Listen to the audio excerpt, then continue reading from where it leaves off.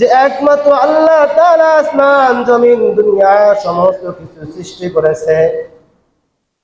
ভাই দোস্ত বুজুর্গ, আল্লাহ পাক নিজেই মুনাফিকদের অর্থাৎ মূর্তি পূজারীদের ব্যাপারে বলেন, যদি তাদেরকে জিজ্ঞাসা করা হয়, মূর্তি পূজারীদেরকেও যদি জিজ্ঞাসা করা হয় আসমান জমিন কে বানাইছে, মূর্তি পূজারীদের তারাও বলবে কি আসমান জমিন বানাইছে হলো আল্লাহ। তাহলে কি বুঝলেন? মূর্তি পূজারীরাও বলবে আসমান জমিন বানাইছে আল্লাহ। এখন আমার আপনার প্রশ্ন জাগতে পারে যে যদি মূর্তি পূজারীরা আল্লাহ তাআলাকে বিশ্বাস করেই, আল্লাহ তাআলাকে যদি তারা চেনেন, তাহলে তারা মুশরিক হয় কেমনে? তাহলে তাদের মুসলমান হওয়ার কথা, তাই না? যেহেতু তারা আল্লাহ তাআলাকে বিশ্বাস করেন যে আল্লাহ পাক আসমান জমিন বানাইছে। উত্তর ইনশাআল্লাহ দেওয়া হবে। আগে আমরা সর্বপ্রথম জেনে নেই যে শিরক এটা কত প্রকার, কি কি, এটা করলে কি হয়। শিরক এটা প্রথমত দুই প্রকার। এক নম্বর শিরকে আকবর, দুই নম্বর হলো শিরকে আসগর।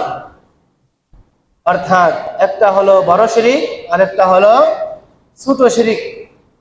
বড় শিরিক করার দ্বারা সঙ্গে সঙ্গে বান্দার ঈমান চলে যায়, বান্দা মুশরিকের খাতায় নাম চলে যায়। মোহতারাম হাজরিন, বড় শিরক শিরকে আকবর, এই শিরকটা আবার বুঝাইতে গেলে আবার দুই ভাবে বুঝাইতে হয়। এটা হলো শিরক ফিস সিফাত, আরেকটা হলো শিরক ফিস জাত। একটা আল্লাহ তাআলার সত্তার সঙ্গে শিরক করা, আরেকটা হলো আল্লাহ তাআলার গুণের সাথে শিরক করা। আল্লাহ তাআলার সত্তা যেরকম, একটা উদাহরণ দিলেই বুঝবেন। আমরা জানি দুনিয়ার যেটা নিয়ম, বাবার থেকে সন্তান জন্ম হয়, তাই না? বাবার জুস হলো সন্তান।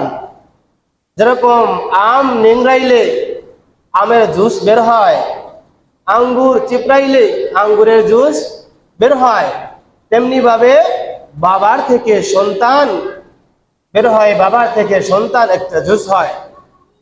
বাবার প্রতি সন্তানের হক আছে, আবার সন্তানের প্রতি বাবার হক আছে। যেরকম বাবা সন্তান একে অপরের জুস, আল্লাহ রাব্বুল আলামিনের সাথে জাতগত শিরক হলো এরকম। যদি কেউ আল্লাহ তাআলার সাথে ডাইরেক্ট শিরক করে, তাহলে তার আল্লাহ একজন থাকে না, কয়জন হয়ে যায়? দুইজন তিনজন হয়ে যায়। এরকম একটা ব্যাপার রাসূল পাক সাল্লাল্লাহু আলাইহি সালাম যখন 40 বছর বয়সে ইসলামী দাওয়াত কার্যক্রম শুরু করেছিলেন, তখন তিনটি দল মুশরিক বিভক্ত হয়েছিল। একটি দল হলো মূর্তি পূজারী, দুই নম্বর দল হলো ইহুদি, তিন নম্বর দল হলো খ্রিস্টান। এই তিনটি দলের একই প্রশ্ন ছিলেন।